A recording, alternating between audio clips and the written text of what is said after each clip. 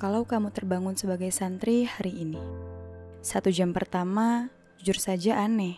Tanpa gadget, tanpa notifikasi, tanpa scroll TikTok, hanya kamu, kitab, dan segelas teh hangat sebelum subuh.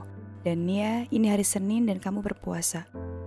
Tapi dari suasana pagi itu, kamu mulai melihat sesuatu yang jarang kamu temui di luar sana.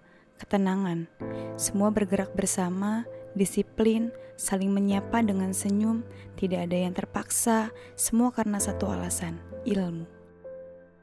Beberapa jam berikutnya, kamu mulai mengenal rutinitas, belajar dari pagi sampai sore, tadarus atau menghafal Quran, dan kadang juga diselingi bersih-bersih.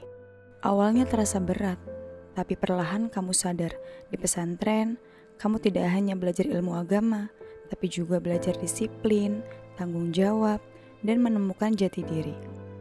Di luar sana, mungkin remaja seusiamu sibuk dengan kehidupan sosialnya yang fana. Sementara di pesantren, kamu menempa dirimu, menulis cerita paling epik dalam perjalanan hidupmu. Beberapa hari kemudian, kamu mulai punya teman baru.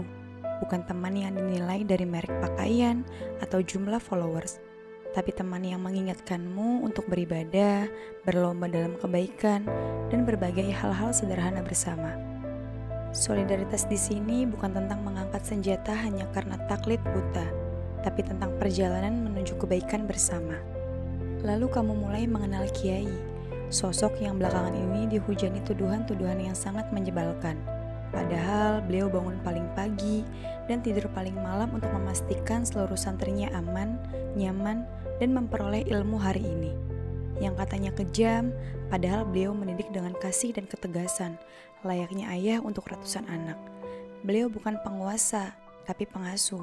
Dan kamu mulai paham, tradisi memuliakan guru di pesantren bukan sebagai praktik dominasi atau eksploitasi, tapi nilai luhur yang lahir dari cinta dan rasa syukur.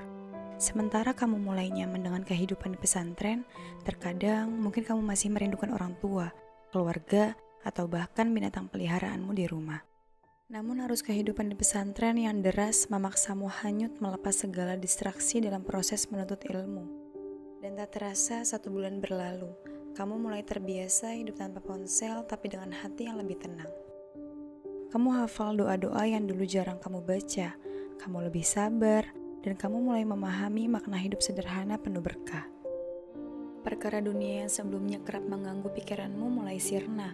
Ketakutan dan penyesalanmu kini hanya karena ilmu yang tidak bertambah. Tuduhan-tuduhan tentang pesantren mulai terasa lucu karena kamu tahu bahwa kebenarannya sangat jauh berbeda. Pesantren bukan tempat yang mengerikan. Pesantren adalah tempat di mana manusia ditempa bukan hanya agar pintar, tapi juga beradab. Disinilah lahir para guru, ulama, dan pemimpin yang membangun bangsa dengan hati. Jadi, kalau kamu terbangun hari ini sebagai santri, bersyukurlah, kamu sedang berproses menjadi manusia seutuhnya. Mari lihat pesantren dengan mata terbuka, bukan dari berita yang menutup hati. Kalau kamu pernah mondok, tulis di kolom komentar, apa pelajaran paling berharga dari pesantrenmu.